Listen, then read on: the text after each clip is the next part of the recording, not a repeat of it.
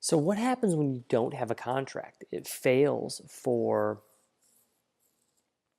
one of these reasons that you don't have offer, you don't have acceptance. Is there still a way to enforce the contract? And indeed there is. And this is one of the arguments that Bethel could make in enforcing their covenant upon you as students. And so there are two methods of going about getting to what is roughly equivalent to a contract without having a contract. So again, the contract failed, there was no offer or acceptance, yet we can still legally find and enforce some kind of agreement. The first way to do this is through quasi-contract, okay? Quasi-contract, which is commonly known as unjust enrichment. Under quasi-contract, one party confers a benefit on another who knowingly accepts it and retains it. Okay. So, for instance, if I were mowing lawns and I were mowing, I was supposed to come and mow your neighbor's lawn, and I got the address wrong, and I came and mowed your lawn and started mowing it, and you're in your house, and you see me mowing it, and you're like, I don't know who this is.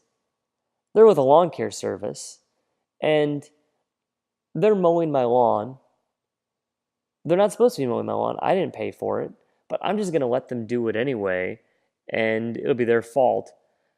And you could have come out and stopped me. You become responsible because you had the opportunity to come out and say, hey, you've got a mistake. You've got the wrong house. I think you're supposed to be somewhere else. What are you doing? You are, I am conferring a benefit on you, and you knowingly accept it and retain it, right? You had the opportunity to end it and correct the mistake. So these things happen, actually. My sister lives in Colorado, and they were buying milk from a local dairy, kind of the old school, like dairy delivery. They bring it in glass bottles. Well, they started this service, and in the same week they started, someone in their neighborhood, like on their street, ended their service. And the delivery person got confused and brought it to the house, where the one that ended it. And so my sister never got her milk delivered. And they called and they asked, I said, well, it was delivered, but they ended up figuring out it was delivered to someone else's house. Well, these people who ended their contract kept the milk. They didn't call the company, and they didn't try to say, hey, we ended our contract, we got one anyway. So technically, the milk company could require them to pay for it, force a contract and to pay for it because they knowingly and accepted it and retained it. They drank the milk when they should have called and said, hey, we got this, I think you got this wrong.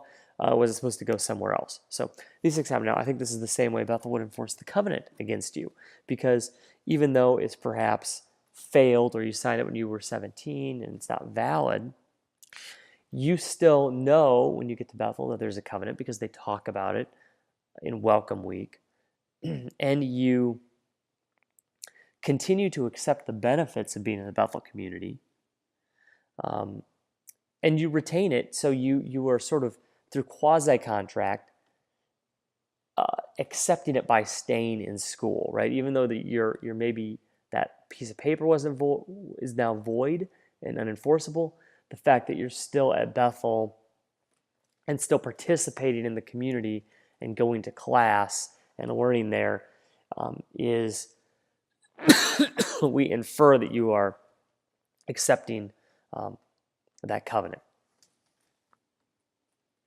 The other method of enforcing something where there's no contract is called promissory estoppel. Promissory estoppel is where you rely on the promises of another even though there's no evidence of a contract. So if I were offering you a job after graduation, said come on and work with me at Bedford, and you were maybe interviewing some other places, and I said, oh yeah, we'll hire you. Just tell those other jobs no. You got something lined up here. Well, we're great. And then you turn down several interviews, and you come and you ask me when to get started, and I say, sorry, we don't have any written contract, never signed anything yet, so I'm not offering you a job. You relied on my promise, reasonably relied on my promise, and because I said, oh yeah, you've absolutely got a job, that you turned down these other opportunities.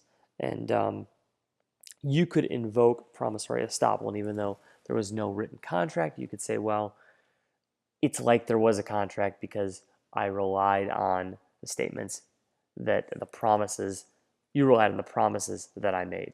So quasi-contract and promissory estoppel are tools we can use when there is a void or invalid or unenforceable contract to at least enforce something and get some remedy.